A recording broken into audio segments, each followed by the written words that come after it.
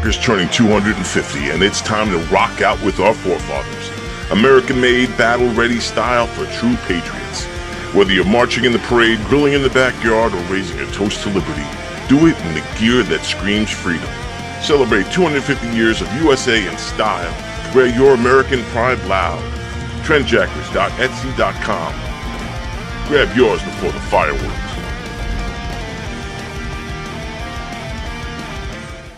America.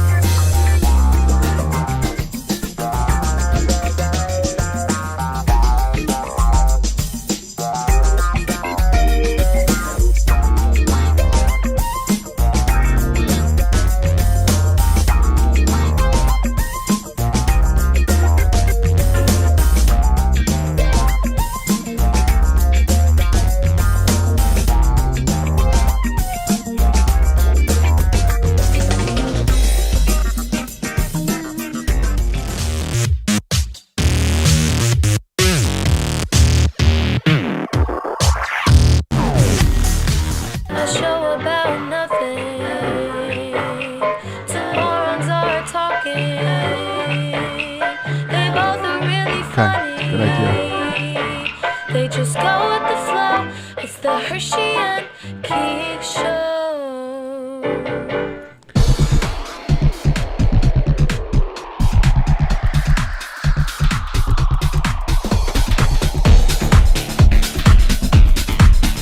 Welcome to Herschy and the Keegs Show, starring pitcher Mark Hirschman and his personal catcher, Mike Keegan. Every Tuesday night at 9 p.m. live from the Governor's Comedy Club radio studio. Thanks so much for listening. We are on. Oh my God, everybody. Hey. It is Tuesday night, 9 p.m. I think we already had a show talking about all our... You had a show things. for the past 15 minutes. That's the most entertaining you've been in 4 years. That's the most I've gotten to talk in this room Right, that's true. for 4 years. That's true. But hey, guys, it is Tuesday night, 9 p.m. You know what that means? What is that it? means it's the Herschy and the Keegs show. It is, for we sure. are going to have a blast tonight. We're going to have are. some fun. We got a great, amazing guest. Yes, we do. Maybe two of them. Correct. But a legendary guest who I'm excited to bring Two, on. it could be as little as none. It could be none. It could be one. It could be none. Yeah. We have one of my favorite ball players of all time. Yep. Hopefully coming on. That's right. Chris Roach is walking back and forth. Correct. He has nice feet. Did you notice? He does have nice feet. I never knew a 7-foot-tall man could have such nice, beautiful, shapely feet. We have a guest. Oh my God. We have a really? guest. So let's just do this. Let's say it's been nice to see you guys. Nice It's to been a see few you. weeks. This is the first show of 2026. Welcome. And we are kicking it off with a banger. The Herschy and the Keegs show ended with we killed at the end of the year. We had Terry McNeely on, Speedy Claxton, Frank Catalanato, Tom Arnold, Jeff Perlman, and we made a commitment to our followers that we were going to hit it big the first week. And for me and Mike, obviously me, a diehard Yankee fan, Mike, a diehard Yankee fan, but we love all baseball. Our producer, Tony Walker, diehard Met fan. No other way to hit it hard than bringing in one of the biggest names in New York baseball for the past 20-something years, including his most recent years as a New York Met analyst. We are more than happy to welcome the great Todd Zeal to our show. Oh Hello, my God, Mr. Zeal. How are you, so sir? much. Gentlemen, what's going on? How you doing, see pal? Me here? Am I on the air? Here? You're there. You're there. So, all right, very good. Yeah, nice to see you. I am Mark Hershey, who has been harassing you with texts for the past few months. He's the hero. He's the hero. That's right. I am Mike Keegan. Nice to meet you, Mike Mr. Keegan, Zeal. the Keegs, and we have Tony Walker, our producer. We are super appreciative to have you, Todd, and we have a whole bunch of stuff to cover with you. So I'm gonna right out of the gate come at with the number one question. Pete Alonso, your reaction initially when the news went down that he actually flew the coop. Were you surprised, disappointed? What was your reaction originally? I mean, that's a a two-part question, because by the time he finally left, I knew he was gone. And I said it before we were in the winter meetings. And really the indicators to me were that Boris and Pete kept indicating that a priority for him was years, not just average value or monetary value, but years. And when Schwarber turned down Baltimore to go back to Philly at 5 years, that was a pretty good indication that the market out there was going to open up for Pete. And so I wasn't surprised to see Baltimore step to the table for him. But the reason I said it's a two-part question for me, or at least a two-part answer, is that Edwin Diaz was the surprise to me. Edwin Diaz, a day before, go to bed thinking that there's maybe a chance that they're going to announce that Edwin Diaz is back with the Mets, and wake up to find out he's gone to the Dodgers. And at 3 years, and what seemed to be a relatively modest increase in salary, something that Mets were certainly capable of paying, that to me said, okay, they're going in a different direction. This is not about just seeing what they can get and what they can bring back. This is about a change of core. This is about a very disciplined David Stearns going into this offseason with certain things in mind. And one of those things in mind is he didn't want to continue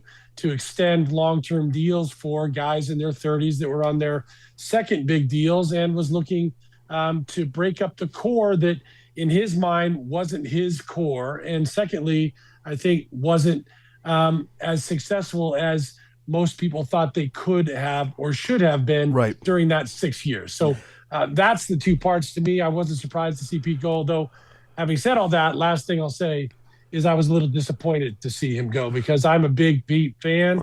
Yeah. I think 40 homers and 100 RBIs don't grow on trees, and he's done it as well as anybody in the game for the last 6 years. So that's a great point, and it'll kind of segue into a question that I was a buddy of mine mentioned yesterday, and I'll give a little pop to my buddy John Olivio, who just coming off a stint at Sloan Memorial Kettering Hospital yesterday. He's going through some stuff, and not only is he the biggest Met fan for the past 50 years, but he's the biggest fan of any team I've ever.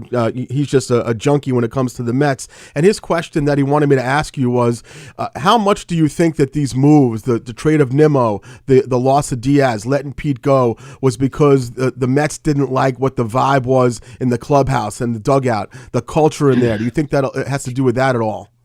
I think maybe it's all encompassing. I think that is a factor. I don't think it was the factor with those guys, because you have three guys there that you just mentioned, Diaz, Nimmo, and Pete, that are guys that are very solid clubhouse guys. Yeah. They're high integrity guys. Sure. They loved playing in New York. They embraced the fan base in New York. There was never any issue with those guys as far as the clubhouse chemistry was concerned. That said, I do think that clubhouse chemistry can sometimes be overrated, but I do think it was a part of the dynamic that was different last season as compared to a year before, and was something that did, I think, hold them back a little bit. It felt to me like there wasn't that heart, that soul that you see some teams have, that find ways to grit their way through tough times and come out on the other side, find ways to win games that they're seemingly out of. It just didn't seem that way. It seemed like if they were down, they were out, and there wasn't that same kind of team fight that you've seen out of winning teams in the past. So I couldn't agree more, because before Diaz left, you never got that feeling. Once he left, he's like, I want to go win. I want to go win. And that's when, and then he goes to LA. But as far as Pete Alonso, there's no bigger New York fan favorite than the polar bear. Loved. He loved I've been to so many fundraisers and events where Pete Alonso was there. He loves New York. That's why I was surprised. Yep. But he's just a fan favorite, and he had the clubhouse going. But guys like Diaz, once they leave, it's like, okay, maybe there was something going on there. And I think with Nimmo, I think obviously the way the Mets presented it to him, that it would be a good opportunity for him, and they wanted to go ahead and change their outfield defense, and obviously bring in a glove like they did at second base right now. So I think my message to my Met fan friends, and I'm assuming Todd, your message would be to just, as hard as it seems feasible right now, have faith in David Stearns. Yeah, I think it's a hang tight. And I think, quite honestly, Nimmo was the one move of those three moves that made sense from a baseball business standpoint as well. As much as I love Brandon, I think he's one of the great guys in the game. I think he's a high integrity guy, great clubhouse guy, and do anything for his team. I think the fact that they did have Soto on a 15-year deal in right field, whose defense is below average as a big league right fielder, and to have Brandon's defense, waning a little bit, it meant they've got to make some moves in that corner outfield position. David Stearns has been very adamant about improving his run prevention, and that comes with some tough moves sometimes and some defensive moves. And Semien, even though his offense has started to fade a little bit, is very good up the middle, is a guy that won another Gold Glove last year. So that one made sense to me. That being said, I do think, to your last point, to say to the Mets fans, hey, just believe in David Stearns, the proof is going to be in the results for them. I don't think anybody, even if they make a couple of big moves before spring training, because I still am a firm believer that this team is going to look different than it does right now when you get to mid-February and you're in spring training. And it's going to have some additions that people are going to be like, oh, okay, that's what they were trying to do. Yeah. But that said, I still think there's going to be this hesitation for Mets fans to jump all in and say, hey, this is the team we wanted, until they start getting the results. So if I'm David Stearns, and I know he's a patient guy and he knows how to take the scrutiny, and he's got big shoulders, he recognizes that between now and the All-Star break, there's going to still be a lot of skepticism. It's going to be proof in the pudding, and they've got to be winning games to have this be a successful offseason for him. And speaking of winning, one thing that Mike and I want to talk about, because we're both huge Todd Zeile fans, not just as an analyst, but obviously we've been baseball fans our whole lives, and Tony as well. We really want to talk about the phenomenal baseball career that was Todd Zeile's. 2004 hits, 253 home runs, over 1,100 ribbies. This was not a good baseball player. This was an exceptional baseball player, catcher, first base, third base, and Mike and I text about this all the time because we have nothing better to do. Our obsession with baseballreference.com, and when we look and we see no All-Star games for Todd Zeile, it sickens us to our core. You look at Todd Zeile's 93 season, 97 season, we're talking 25 and 100 when it wasn't just a common thing to happen. Todd, do you ever look back and say, obviously you had such a great career and you still have one now, obviously in baseball, but does that ever stick in your craw a little bit that you never got that call for the Midsummer Classic? Look, it would have been nice. I have to say that I felt during the time that I was playing, there were years that I felt like, I deserved to be an all-star, but that was usually, July, August, September. Yeah. I was a notoriously slow starter, and there were some of the other guys that were kind of perennial all-stars in the position that I played at the time, that got off to good starts, had high votes because of the teams they played on, and seemed to take up those spots in that, that mid-season classic.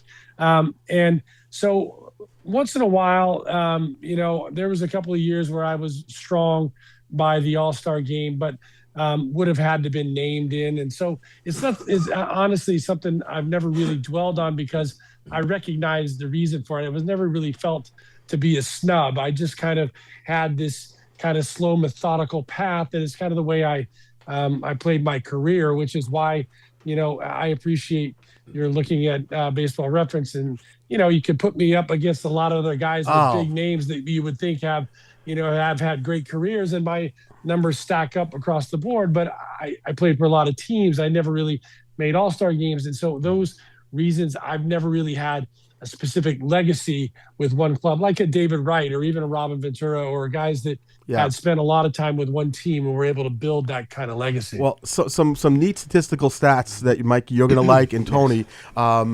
The two pitchers that Todd had the most amount of hits in his career. I don't know if you know this or not, Todd. We're not talking. I'm guessing I know one of them, but I don't know the two. Yeah. So the two pitchers that Todd had the most amount of hits in his illustrious career are two Atlanta Brave Hall of Famers. Take a guess. Either one of you. One's a lefty, one's a righty. Maddox. Maddox is one. Glavine? It's Maddox and Glavine. Yeah, all right. So 29 hits in his career against Tom Glavine, 24 against Greg Maddox. 4 home runs in his career against Glavine. 13 RBI against another really good lefty pitcher. Wasn't a Hall of Famer, but I thought Terry Mulholland was a hell of a pitcher during the 90s and so forth. So, we had this conversation, Todd, with Frank Catalanato, a few months ago about how there are some pitchers that you just see the ball well. And he told us a story about how Mike Messina, towards the end of Frank's career, came up to Frank and asked him, am I tipping? Why are you killing me my whole career? Because he killed Messina. How could you explain? I mean, you really ripped the shit out of the ball against Tom Glavine, and hit the ball well against Maddox too. How can you explain that?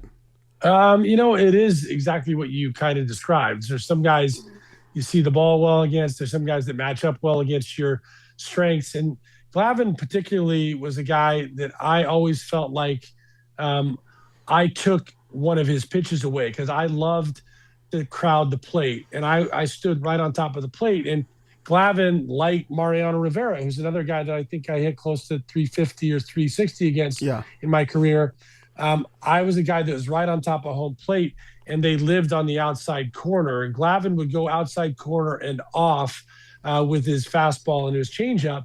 And because I was so on the plate, I could sit for that changeup and not get fooled by it. I didn't chase nearly as much as a lot of other guys. I didn't roll over on that changeup. And I knew that he was going to stay away from me, so I didn't really have to protect in.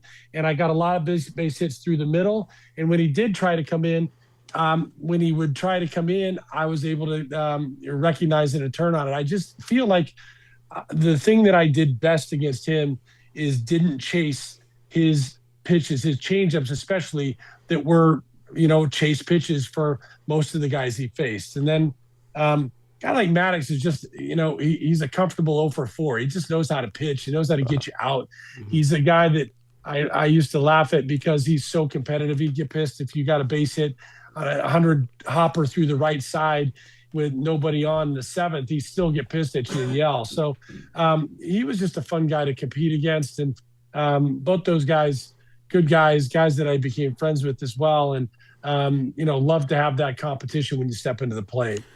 One of the things that Catalanato talked about was that sometimes, especially if it wasn't a hard thrower, he'd move up a little bit in the box. Not so much crowding, but move up to go ahead and maybe take away the breaking pitch. Did you find you would do that sometimes also? Once in a while, but it's an interesting point because Keith Hernandez mentions that a lot in the broadcast. He talks about guys that throw changeups or good curveballs and get chased at the bottom of the zone. Why don't you move up? He said he used to do it. The reason that I didn't do it much is because I was already up in the box.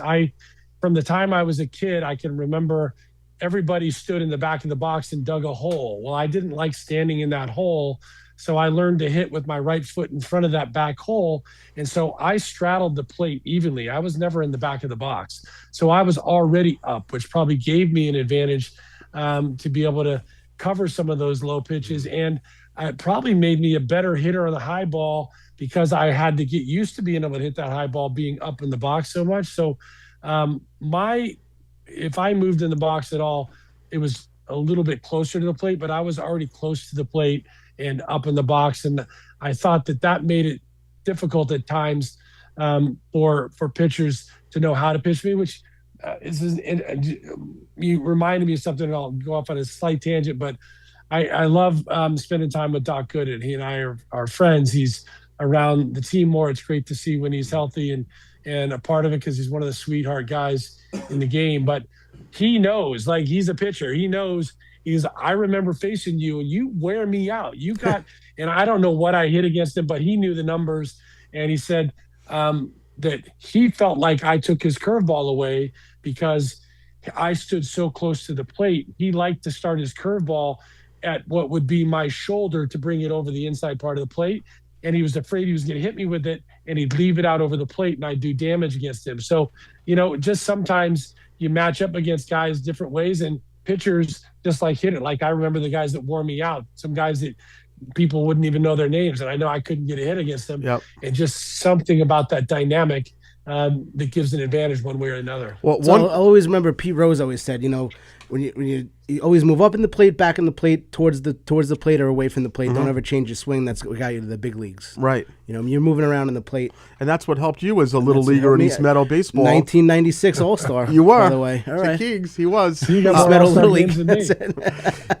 That's right. That's right. One up on Todd Zeal. So All right, there you go. we won't dwell on it, but speaking on guys that wore you out, we know you did not have a wonderful time in your career during Pedro. He struck you out 18 times. You hit 170 something. Was it because of the fact that the split between his fastball and curve? I mean, obviously what's made him such a great pitcher during his career, that he'd throw you that 96 and then he'd all of a sudden throw you that Uncle Charlie. And was that what you found to be a difficult thing to compete with him? That's a good question. I think when I'm asked, and it should be something that just comes up automatically because I'm asked so many times, like, who was the toughest pitcher you faced? I usually end up going back to and leaning on Pedro. And I think it was just primarily because he had 3+ pitches at the time. I mean, he had a really good moving fastball and he wasn't afraid to throw it in your rib cage. And as a guy that stood on a plate, he would either knock me down or hit me or be inside on me and establish that inside part of the plate, which then made that curveball that he would start at my left rib cage and bring back over the plate or bring to the outside corner, a tough pitch to really square up. But I thought the thing that made him the toughest was the changeup that went with those two pitches, because he threw the changeup at a 3/4 arm angle, had the movement on the fastball, and then the changeup would start in exactly the same spot and have completely different movement. So you recognize it.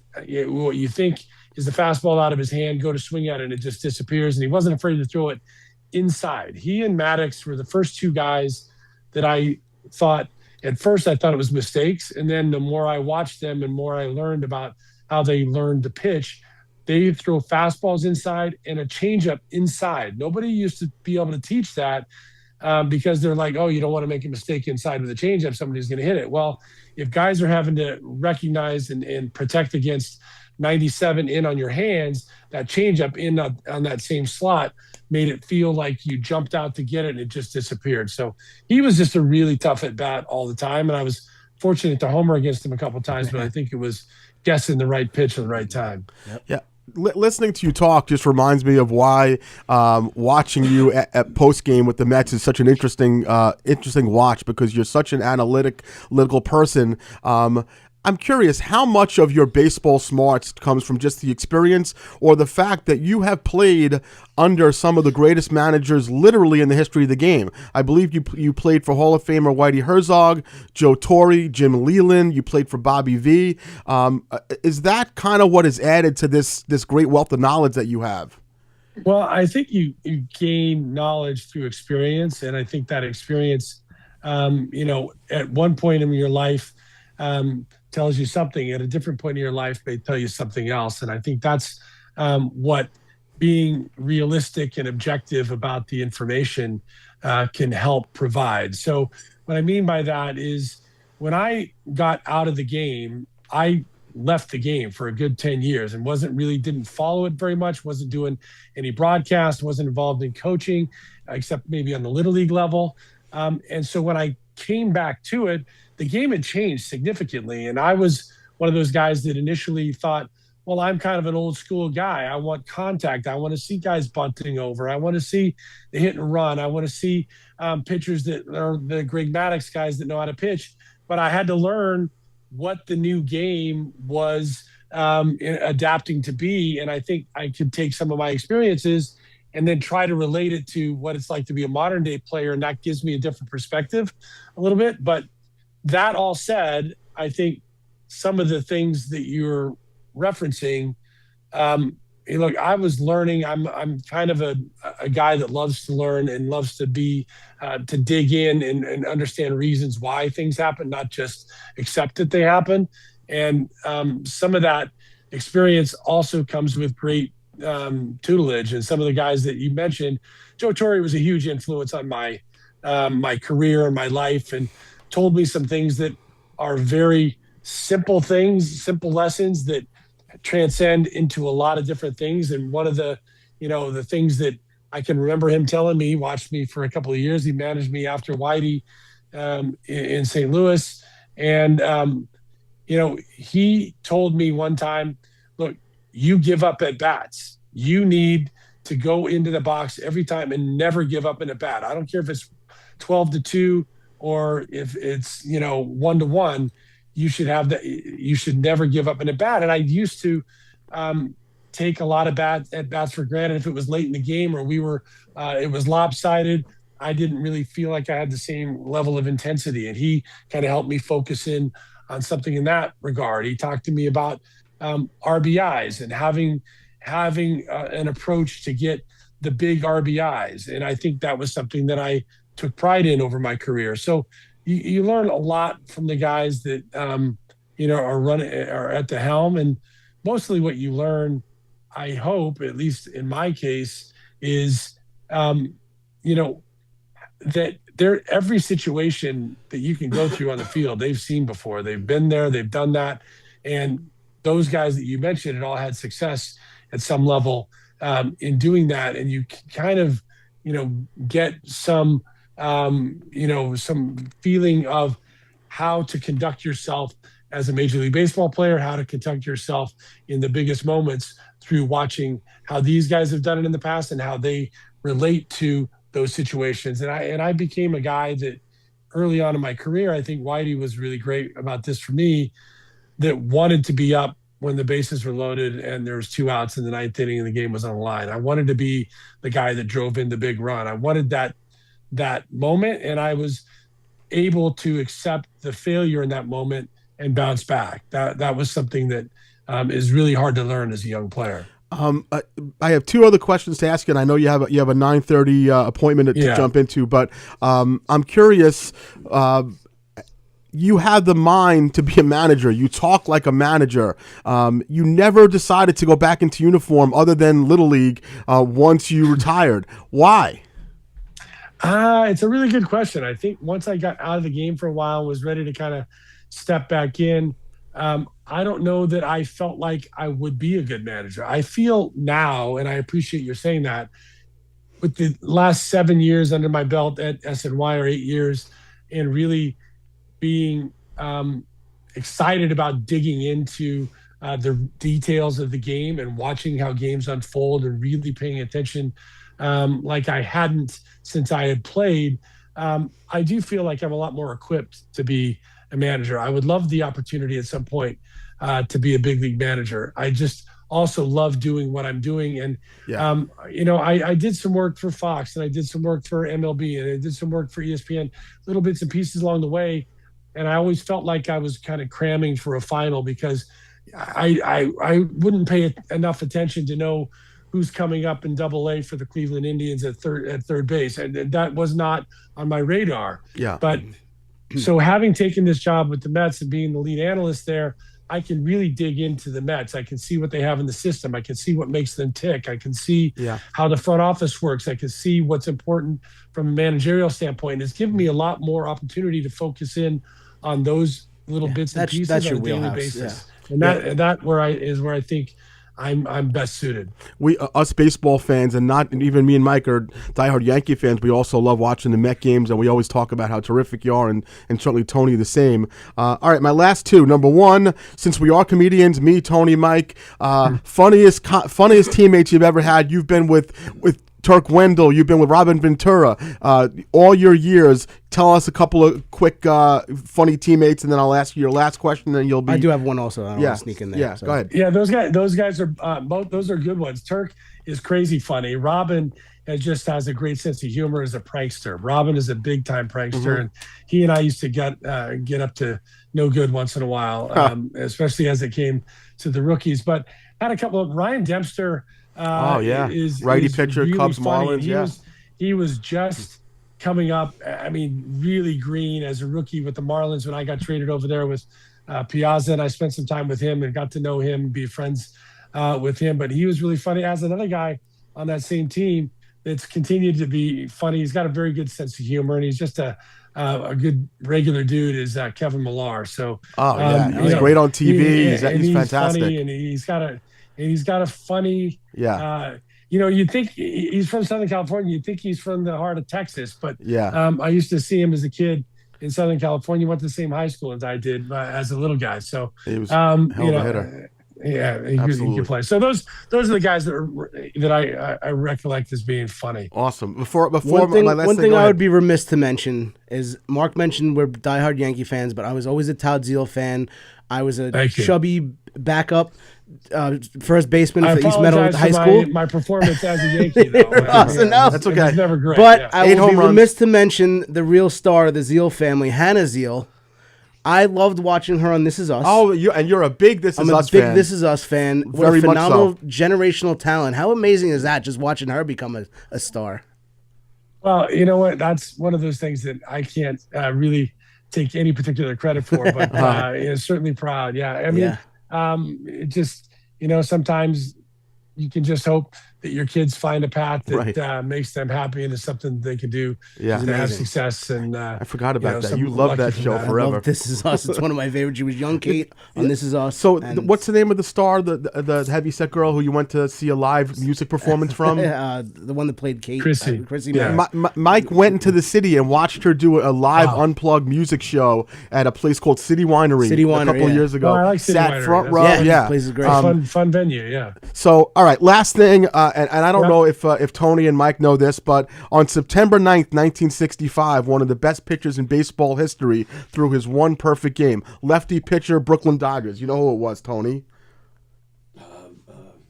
Sandy Koufax. Correct, exactly. The Jewish guy's got to bring up Sandy Koufax. Do you know what else happened on September 9th, 1965, the day of Sandy Koufax's perfect game? Todd Zeal born? Todd Zeal was born on the same day. Wow. How fantastic of a stat is that? Just since we're talking about it, I wasn't expecting it, but right here, if you can see it, is a baseball that actually is from Sandy. Wow. Signed to me, wishing me a happy birthday. That's amazing. There you go. Look at Mark. There you go, buddy. We became friends, and he once, you know what? In such Sandy style, no hoopla, nothing at all. It was on my chair on my birthday when I got there. He had it hand delivered, and it just said, "Hey, we share a great day. Happy birthday." So very cool. That was a fun day. You share a great day with him, and we just shared a great day with you. We thank you for your time. I hope you had as much fun as we did. You're welcome to come back whenever you can, and we'll keep on following you, and we'll be in touch. Okay? Thanks, Todd. My pleasure. Thanks, guys. Thank you so much. Appreciate it, buddy. Take care. Be well. Take care. How awesome was that? That was awesome. Yeah, man. A guy I've been a fan of since I'm, you know what? You had mentioned that thing about his daughter being on the show years ago to me. Yes, I totally forgot about that. The first time you ever mentioned Todd, I'm like, hey, Hannah Zeal's dad? Yeah, no, I know. Like, wait, what? As much of a huge baseball fan I am. I totally forgot about that. And I've seen him play a million times. We used to go to more Met games than Yankee games. Yeah, Hannah Zeal's dad. Yeah, that's dude, that cool. was amazing. All right, that was amazing. We have a shit ton more to cover. So, Tone, we're going to go into the first set of our sponsors. The Herschy Keegs Show is proudly sponsored by Sophia Jewelry at 134 Gardners Avenue right here in Levittown, specializing in diamonds and vintage jewelry. Go see Omid for all of your buying and selling of jewelry and mention Herschy and the Keegs for a free appraisal. We, of course, have our dear friend Kimberly O'Connor, Dr. Kimberly O'Connor, Platinum Chiropractic. She is fully dedicated to providing chiropractic solutions to address your unique needs, whether you're experiencing back pain or neck pain, headaches or muscle tightness. Call Dr. Kimberly O'Connor's office at 516-935-3555. Of course, we have the fine folks over at New View Construction, established in 2007. They are the people to call for the finest craftsmanship and all of your general contracting needs. Call 516-924-5627 and do with confidence. Of course, we have one of Mike Keegan's favorite friends, the senior account manager, Keith Dunn, from American Restoration Solutions. When disaster strikes, and it will, Mike knows, they'll guide you to recovery. Call 516-662-9377 and ask for a senior account manager, Keith Dunn. Probably the greatest senior account manager of all time. I don't think there's been a better one. There could be one as good as, but not better. Not better. Exactly. Obviously. God bless you, Keith Dunn. Yeah, he's awesome. I think, with no further ado, we probably need to tackle something that is super important to me, super important to you. A hit that the Long Island comedy community took. A friend of mine, a friend of yours, as you probably saw if you follow me on Facebook, or Mikey or Haft, we lost someone that's super, super important to us. Wally from Wally and Judy, who are obviously Wally from Wally and Judy. People don't really know him as Wally Siegel. I mean, I know him as Wally exactly. Siegel. You say Wally and Judy, but Wally and Judy, I remember, one time years ago where Jimmy had come into the green room, and you know how Jimmy will be like, "We have this fundraiser here, or that fundraiser here," and I remember he said, "Wally and Judy are here," which I'm like, pretty cool, because Wally and Judy are, have been the lifeblood of Long Island comedy fans for so many years, and I'm so happy. Do you have the picture, Tone, by the way? It was always. Oh yes, I do. Get with the program. No. I just want to make sure I sent it to you. Yeah. So Tony's going to post a picture. It was always an honor to walk out. They were always up front, Wally and Judy, and it was always fun to watch them. Yeah. And they've watched me do the same material for 14 years. Right. Yeah. They actually know the governor of Jersey now because of you. Yeah. And they eat corn dogs all the time. Exactly. But you're right. Certainly, man, that's a great point that you brought up, because as comics, no matter how many times that we do this, walking up on stage and seeing whether it's your mom or Wally and Judy, there's some sort of level of peace that takes over when you see someone that you love in the audience. Exactly. And for me, it was as recent as August, and I think you were on the show with me also. The brokerage, right? At the brokerage, and Wally and Judy were sitting right to the right of the stage, and I actually, for some reason, I just decided to talk about them on stage, and we made it into a TikTok that went a little bit, and Wally, who had just turned 96 in April, unfortunately, the day before Christmas, passed on, and it was really, it was a lot. And Mikey performed at his 95th birthday with me. It was me, Mikey, Haft, and it was supposed to be Monty, but he got sick. Yeah. And then on his 90th, it was me, Monty, and Haft, and we had fully believed that we were going to be performing at his 100th birthday party. Yeah, exactly. And it's something I talked to his kids about, his grandkids about, that I had the date in my calendar. You already. had the date. You had the date booked. One of the things that really stuck with me when I got the phone call, it was early on Saturday morning. Right, he had passed. Actually, it wasn't Saturday morning. It was actually Christmas. I think it was Christmas Eve morning, I guess it was, because he passed away like when it turned 3 a.m. So it was the 24th.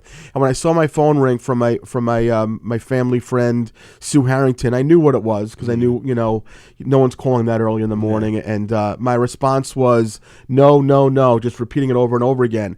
And I was startled. And why would you be startled that a 96-and-a-half-year-old man passed away? Because we saw him and he was like a 50-year-old man. And he was a 50-year-old man, but almost, I always talk about, of course I have to bring it back to my dad, but when my dad passed, and I called a nurse who had taken care of him for 40 years, and she was so stunned, and I realized that it's just when someone is larger than life, like a Steve Hirschman or a Wally Siegel, doesn't matter how old they are, it just hits a certain way, and the impact that he had, you came to his Shiva call, and I was at the Shiva call, and people came to see you, and they were so happy that you were there, and you saw his grandkids and his kids talk about him, right? Yeah. And you know what it was? It wasn't a sad occasion. Yeah. And you were at the actual the funeral mass, but everyone was saying like. Everyone, what did you say? 18 people got up there and spoke about Wally. Yeah, I'll talk about that. It was that, lighthearted and it was fun, and people were making jokes. Even at the Shiva call, I walk in there. I was driving, I couldn't drink, but Scott comes up to me, Scott Avamsky, and he's like, "Have a drink, have a drink." I'm like, "No, I gotta go. Keegs, have a beer. Have something." I'm like, "No, I gotta drive." But it was like a celebration. It was, you know. And so as you can see with the picture that Tony talk off the screen. I gotta find out where that eggplant was from. Oh, the eggplant was so good. Can you put the picture back? Or is the eggplant? Can you put the eggplant picture up there? Yeah. Wally, I thought you meant the eggplant. Yeah. Oh no, yeah. Just leave it up there if you don't mind, Tony. It's okay. Just this face. He was always smiling. He was smiling, and listen. Any Thursday or Sunday, 80% of the time, he was right in the front. That's the first thing I'm looking at, and always agreed. I think that show at the brokerage was the first time my mother met Wally and Judy. My mother fell in love with them. You fall in love with these people. Yeah, and they were amazing. Yeah. I mean, Judy's still amazing. Wally was an amazing guy. Yeah, always, and he was as sharp as a tack. They drove from Cedarhurst? So they would drive from the North Shore to Plainview. They have a friend who they pick up in Cedarhurst. They drive to Bohemia, and I told Alan. Or maybe it was Linda, one of his kids, the other night, that there was one time that I was supposed to perform. They were coming out to see me, and it like snowed a little bit, and I was like, I packed it in, I wasn't going, and I called them to tell them. They're like, no, we're still going, and they drove like on a Sunday night and like 30 below zero, and it was just that was their dedication, and that was they loved it. When Mark Hirschman passed away, people were like, yeah, I get it, Yeah, right. Thank you for that nice turn, Judy. Make a little bit of Judy will still be out there. She'll be coming to shows. I heard Stacy's going to be her chauffeur. Right. Mark's beautiful wife is going to be her chauffeur. Right. My mother actually volunteered also. My mother will pick Judy up. I can see that. I can see that Diane doing it and maybe picking up Stacy and Judy. She's going to pick up Stacy and Judy. Because who's going to drive Stacy if Stacy's driving Judy? How's that going to work exactly? So Diane's going to be doing pick both. Up Stacy and Judy. Yeah. But you were a welcome sight there. They loved seeing you because you know what it was? You were there.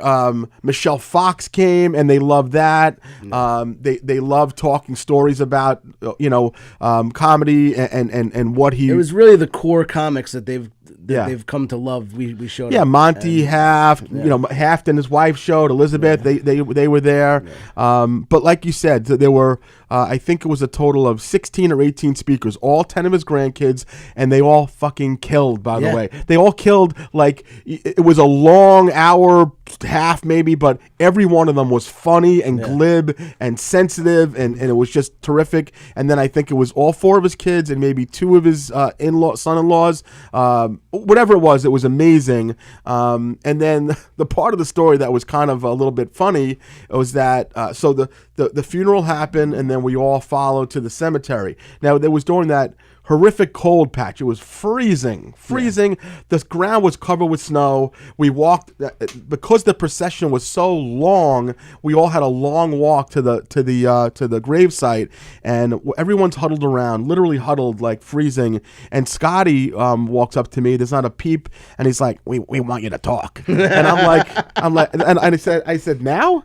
And he's like, "Yeah, we want you to, whatever it was that you wrote on that Facebook, So you wrote on Facebook, but also you're like, all right, I'll say something. Well, like you didn't have a speech written already.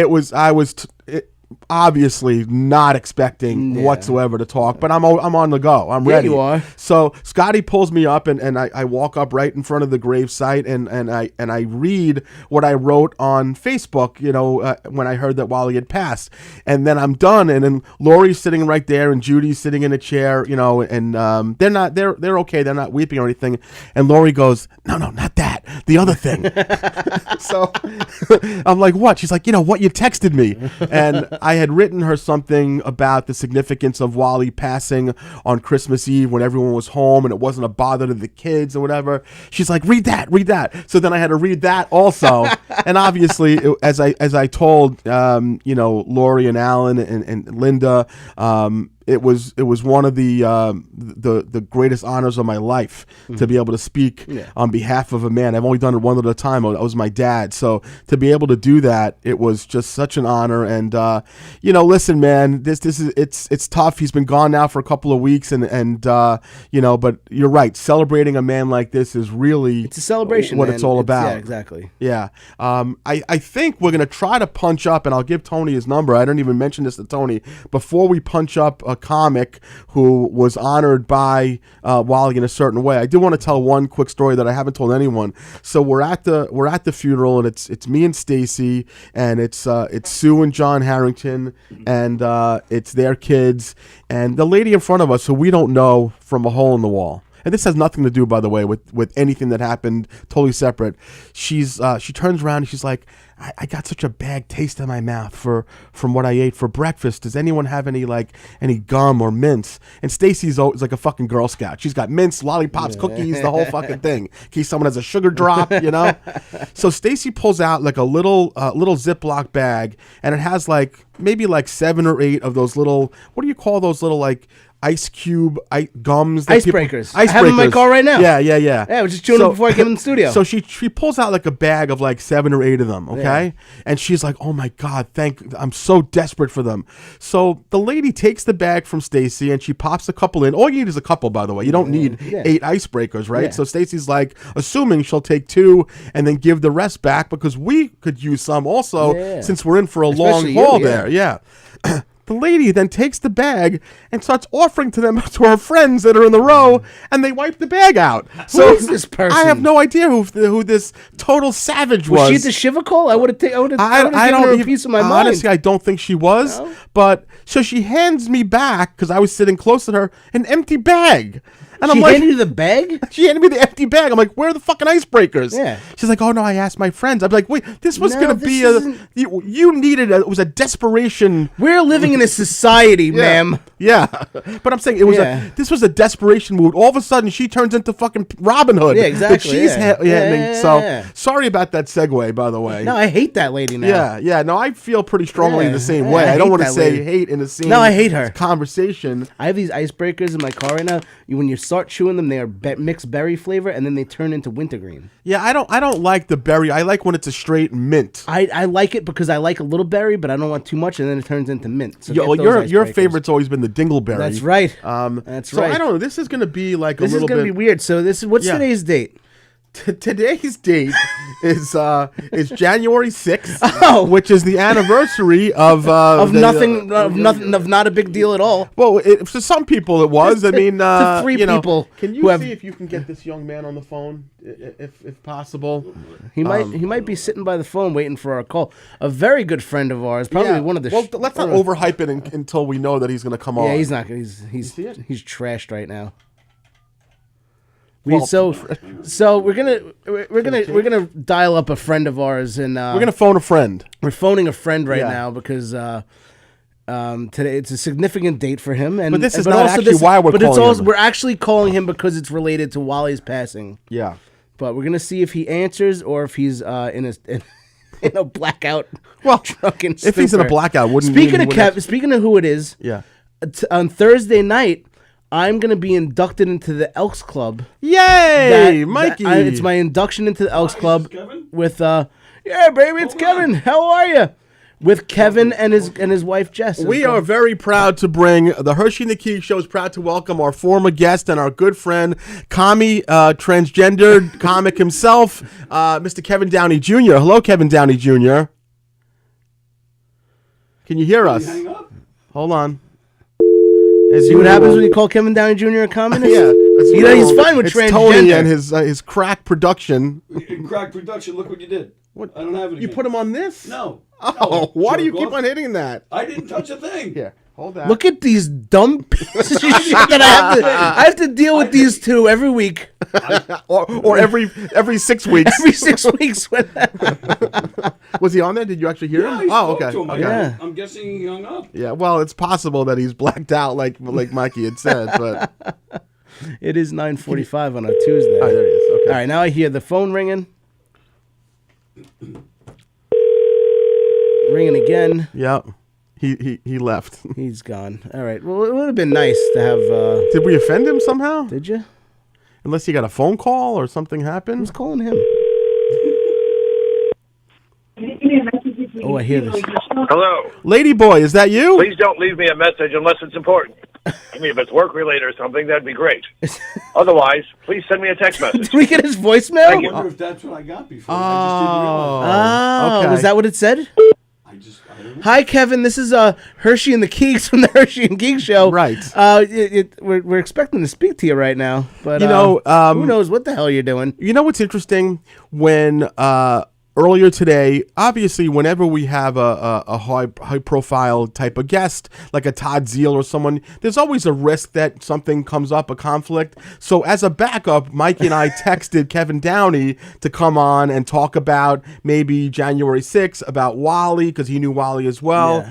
Interesting that Todd Zeal showed up, comes through. and Ladyboy, our boy Kevin Downey, does not. So Thank you, Todd Zeal, for showing up when our good friend Kevin Downey Jr. let us down. we have 15 minutes left of the show. If you get this message within the next 15 minutes, can I give the number on the air, Tone? Is that okay? Of course. 516-465-3990. Again, 516-465-3990. Thanks, Kev. Give us a call back. Should we just let it? Should we just keep it? No, Just keep it no, going. no. It's No. okay. No, you can kill it. That's okay.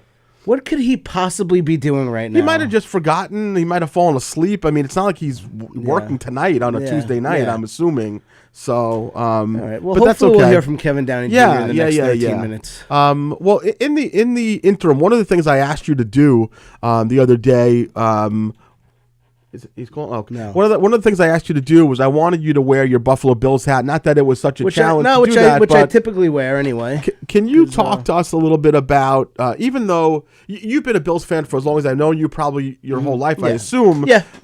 Since I've been a football fan or Which a is football player since I was 30 a young plus kid. years. Yeah, exactly, Marv Levy, the Probably whole 30 9 years. Probably 35 years, 34 years. What What is the significance to you, if anything, that the Bills played their last home game the other day at the Ralph, as they call Ralph, it? the Highmark Stadium. Yeah. I've been there, Yeah. and it does. You do get the feels. Mm-hmm. And you watch the players leave, especially the Josh Allen, who's been there a while. Yeah, And yeah. has put so much of his career into that place, and then you see the fans. And I've seen interviews with the fans, and they're leaving, and you get the chills. I don't have Yeah. as much as the emotion as somebody from Buffalo who's so invested in there every week during the season. Right, jumping on But tables, jumping breaking through their tables. I skulls, do that at my giving house. in themselves East Meadow. hernias. Yeah, Exactly. Yeah. But I watch them, who I live vicariously through the Bills Mafia, who's at every game in Buffalo. Yeah. And you do get the chills, and you get but it's also an exciting time because they have a new, beautiful stadium. I heard you and Roach were just talking about how stunning it was. Me and Chris Roach were just like, it's, like you said, it's not a retractable roof, Yeah. like you had brought up, but it's better It suited hangs for the over snow a little bit. for the fans. Yeah. But if you don't have a snow Buffalo Bills game, that takes away the whole the ambiance, the vibe. of Yeah. January Buffalo games, Yeah. and it's going to be a beautiful stadium. It's exciting. Yeah. This year in particular, they are a team that I'm kind of unsure about, and I'm not going into the playoffs right now, going into the wild card. Unless Josh Allen really works his magic, I think they're going to have a bit of a tough time. And he's in probably the last 3 years or 2 years of his prime. Yeah. And I think it's the coach. I'm not a fan of the coach, and I Okay. think now that today we found out Jim Harbaugh Yeah. was let go from Baltimore. I'm like, you know what? Next year, Yeah. if Buffalo gets rid of Sean McDermott and gets Harbaugh, I know everybody It's not wants him to gonna go happen, to yeah. everybody wants him to go to the Giants. Yeah. but it's not a coveted spot for him to go to Buffalo and have a Josh Allen. Oh, that would be and the a spot, James yeah. Cook play for you. Yeah. and I mean that would be amazing. But I think as a team builder that Jim Harbaugh is, I think the Giants are the best fit for him. There's no doubt. But do you have any sense of relief that for the first time in years that the Bills do not have to go through the Kansas City Chiefs? I do. Yeah. But this is 1 year where I'm like, I wish they were playing the Chiefs this week, next week. Why are you thinking that Jacksonville's such a tough place to go into right now just because they're the hot team? I think Trevor Lawrence is just something special this year. Yeah. I really am worried about them. I'm worried about the Texans this year. I think Trevor Lawrence is something special this year. I think it's going to be something. I think he might kind of surprise some people. Not even surprise some people with the way he's been playing. Yeah. But I think they're going to be a tough team. I think Jacksonville's going to be a tough team. I'm a little worried, but you never know. You got Cook. Yeah. You got Josh Allen working his magic. It's just that defense is just so. You know what? I don't know what you feel about this, but when you have a battle-tested playoff team like the Buffalo Bills versus a team that was basically in squalor the past couple of years, I think that regardless of whether it's going to be in Jacksonville's home stadium, I still think the advantage goes to the Bills because the truth is they've had some extremely tough games against the Chiefs and the Ravens. So ultimately, I think when it comes down to it, and it's a fourth quarter, tussle, I think it's going to be a Bills game. I really do. I hope so, and it's just playing away in Jacksonville kind of scares me a little bit. But like you said, when it comes down to it, it's the postseason. Who's got the postseason experience? Yeah, is nobody more than Josh Allen. Come on. No, he's afraid of nothing, and I don't know. You know, for certainly being a Jet fan and someone who roots for the Giants when it's not the Jets, like we have literally nothing to root for. Yeah. So I pick up the Bills. You're a Bills fan, obviously. And the thing with Josh Allen also, he wants that ring. He wants that. Like I was telling, I spoke to you last week. I wrote on Facebook how I watched that John Elway documentary on Netflix, and you messaged me, and you're just like, "What was so special? What gave you the chills? What made you?" Well, I got emotional watching because John Elway was such a special quarterback, but he never until the end of his career he never got that win, and he got ring. 2 of them, and he ended up getting 2 of them at the end of his career. But the whole thing is about how much he fought and how much he wanted that ring, and that's how I feel Josh Allen is right now. So he's hungry. To be honest with you, when you wrote that you were emotional, you were crying about it, I was not kidding. When I wrote you asking was the documentary about him accidentally killing his best friend on a golf cart, I was not being facetious. I thought you were at first. You said it was not about it. They didn't even talk about it. They didn't even mention it. Yeah, so for those of you who don't know, John Elway, obviously one of the greatest NFL quarterbacks of all time. Now he is involved in the Broncos management, and he was maybe about a year ago was driving a golf cart with his agent / best friend, and the golf cart took a little bit of a wrong turn, and the guy fell off and banged his head and died. Which has to be one of the most calamitous things that could ever happen to a person. The way Elway's life fell apart right after he retired. His father died. His sister died. Right. That happened. Yeah. He got divorced. Right. The poor guy. Yeah. And he was on top of the world for so long. And everything went his way. And his father was just his best friend and biggest supporter. Yeah. And it was just after he retired and then all that stuff happened. I thought they would have mentioned that. Because they were talking about his life crumbling. Well, is it possible that the documentary was wrapped before the death of his friend, or maybe not? I don't know because I think it was so brand new. Maybe. Or maybe he just was like, I don't want to go there. And it maybe might have been too much. There might have been. And not only that, but there's also probably legal proceedings still going on. Could very well be. But it's also, I hear the phone ringing. Yeah. Is that our? And speaking of legal proceedings, hello, Kevin Downey Jr. How are you, buddy?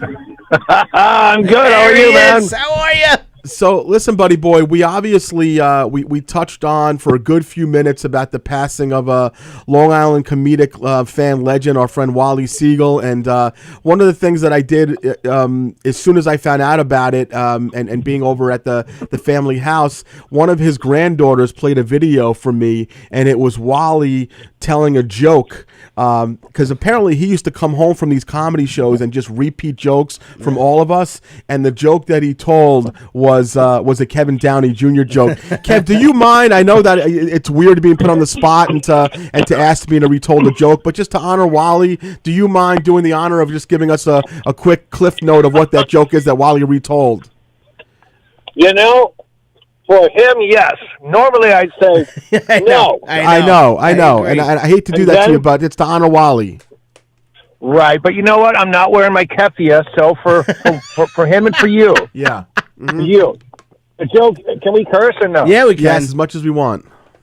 Oh, the joke is, I like to fuck Amish women. That way, I can't call them the next day. You have to do it in my stupid character, though. Now you do it. So listen, I like to fuck Amish women.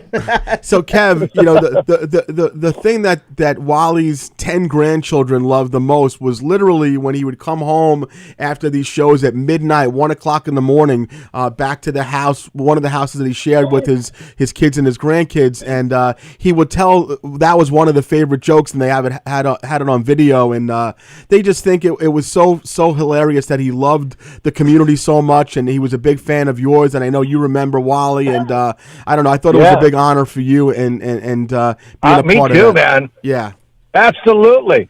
Yeah. I want you and Keegan to both do it, but she does it better. But Keegan's going to win because he's probably been doing it on the road for the past 12 years when I'm not with him. So. Keegan's I been do doing it. 90% of my act on the road is Downey's act. That's right. How do you want me to fill 45 minutes? Sip? Yeah, exactly. That's a big time filler. That's why I came up with that. I love it. Kev, I'm glad that you called us back. The other thing that we wanted you to touch on quick before we wrap up the show, we wanted to touch both of our penises. You know, obviously, and the last time you were on, we chose not to kind of touch on this too much, but, you know, how great does it feel for you to be on the what anniversary of it of January 6th? What year is it now? Is it the fifth year? Fifth anniversary of baby. Not a Big Deal. The fifth anniversary of not going to federal prison. But, you know, obviously, it's not a secret that Kev was allegedly involved or was involved. Whatever. Allegedly. Allegedly. And it's a thing of the past now. But how much every day since the fact that you got word that Trump was being brought back to office that you no longer had anything to worry about? What kind of a load off your back, and I don't mean load on your back, you know you've had a lot of those, but load off your back is it that you don't have to worry about that anymore in your life? It's like Christmas with cocaine every day. Yeah. I was with Downey that night that he got exonerated. We were here at Governor's. That's right. And I was with Downey that night, Yeah. and I've never seen the man happier or just the weight off his shoulders. And we walked in, and Peter Bales was here, and me and Downey just look at Bales, and we're just like, ha ha. Yeah. Not today. Not today, communist Satan. That's Satin. Satin, yeah. Satin. There you go. I can't imagine even someone with such great different political beliefs as you. I hope that he relished in the joy that you had, because even though he's far left and you're not, I can't imagine that someone you've known for 30 plus years was looking forward to the ass pounding that you were going to take in federal prison. Give. I will say this about Peter Bales. Yeah. He's a gentleman. Yes, he is. Because he wasn't fucking around. He very meaningfully said, you know what? We have our differences, but I'm so happy for you. Yeah. Because I know you're not a bad person. We just disagree, and I'm truly, truly happy for you. And he meant it. Yep. Yeah. Well, you know, I will tell you one thing. One Yeah. night I was with Peter Bales. We're at a bar, and I had a couple drinks. Peter Bales had a half a Heineken, so he was wasted. Yep. And we talked for about 40 minutes. And after we spoke for 40 minutes, him and I both said, you know, we agree on a lot of the same stuff. We just have different ways of getting there. And that's really what it is. He's a wonderful man. He's a great intellect. And the one little thing I disagree with him, I certainly took a lot of joy in Kevin not going to the penitentiary, even though he is a terrible person. I still was very happy because we know that he would not have done well there. And certainly his little dancing little bear, we didn't want to see that happen to her either. Yeah. So you guys are able to do all the disgusting things you do together and dancing on in poles and clubs and all the things that you do. Which can we talk about, by the way, before you go, Kev, about Mike's pending brotherhood? Is that allowed to be discussed? Yeah, we're about to be Elks Brothers on Thursday night. Me and Kevin. Oh God! Wait, is it this Thursday? This coming Thursday, yes. Oh, it is this Thursday. Yes. Cool. Yep. So me and Kevin Downey Jr. are going to be brothers of the Elks Yeah. And it's my official induction. Kevin and Jess are both Elks, and Kevin actually got me into it. I was he said, "Hey, Keegan, I'm at the Elks. Go have a couple drinks with me." And I went and met them there. I had the couple of drinks, and then they said, "Hey," I said, "I want to be an Elk," and Kevin signed off on it and vouched for me, and now I'm an Elk. Does that whole tongue kissing thing that you guys normally do, is that part of the initiation, or is that just a bonus? What is that? That's the bonus. Yeah. Well, you don't get in for free. That's it. It might not cost you money. Yeah.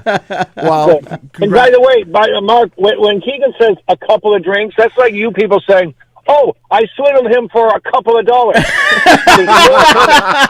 Way more. This is true. Yeah. Hey, everybody, go see Kevin Downey Jr. and Jess Colazzo this weekend at Wisecrackers Comedy Club at Mohegan Sun in Pennsylvania. Wilkes-Barre, Pennsylvania. Awesome. All right, Kev. And Mike, Keegan, Colazzo wants me to remind you, you're not going to pay for a drink on Thursday. The Elks are going to bombard you. And then when you get really drunk, I'm going to steal some of your drink tokens. So if there are any left, I'm taking an Uber on Thursday. Wait, so Mike's not going to be paying for a drink. Does that mean that becoming an Elk means that you become Richie Byrne? Is that what happens? That's what happins? That's hilarious. That's hilarious. I love it. We love you, Kev, and send our love to Jess, and congratulations on everything, whatever that means, and we'll see you on Thursday. We love you guys, and we love that we're going to get drunk with Keegan and not go to federal prison. Yeah. Well, that's not a guarantee. We'll see how the night turns out, Kevin. Yeah. we're gonna storm something on Thursday. There's still people hoping that you will wind up in federal prison, just not for the insurrection. So, you know what? You know the best part about getting drunk with Keegan over federal prison is I get to pick who puts their wiener in my butt. Yeah. In prison, I don't really have a choice. Very good. On that note, have a good night, buddy. Thanks so much, buddy boy. All right. Gentlemen, a pleasure and a privilege. I'll see you soon. See you Thursday. Well, take care, buddy. Bye. All right, Tone, we're going to hit our sponsors before we sign out, our second run of sponsors. Speaking of playing with the tuchus, we have Sunray Services. Now is the best time to convert to hybrid heating and cooling.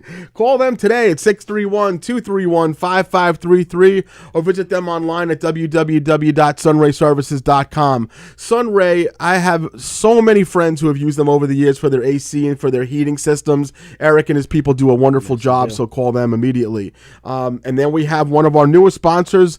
We meet by accident. We work with all major insurance companies, free estimates, North Belmore Collision, our man Ami at 2734 North Jerusalem Road in North Belmore. 24/7 coverage. Ami 516-785-4862. We of course have Wally Siegel's son-in-law, Scotty Advapsky, demolition specialist, 1-855-RIP-OUTS, the number you call for demolition, dumpsters, and fence rental.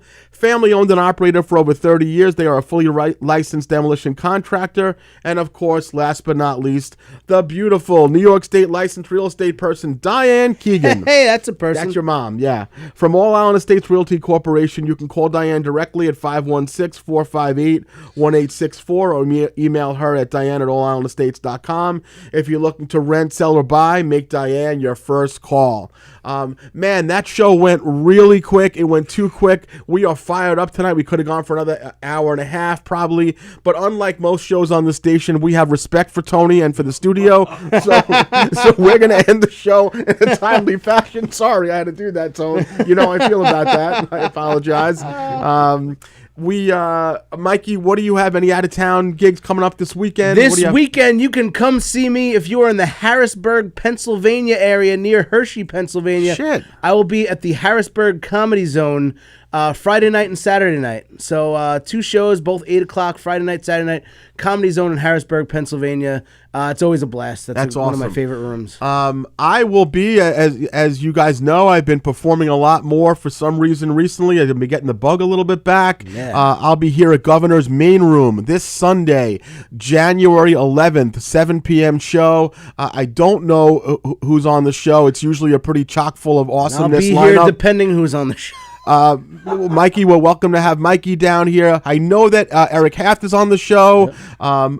Tony said he might pop by. He doesn't know based on his scheduling. I'm coming by. I don't know if I'm performing or not. Okay, but Tony will be here if you want to come and say hello. Maybe Rosie will be by. We don't know if she's performing, but I'm pretty sure Haft is going to be on the show. And like I said, I'm looking forward to it. If you need information about tickets, my buddy Keith is holding a baseball fundraiser that day, so send me a message, and I'm happy to help you get some tickets. Tony, before we go, what do you have for the Knock 'em Dead comedy tour? I actually just have private stuff right now. But okay, that's it. Very private. He's a very private man. Private. Keep it private.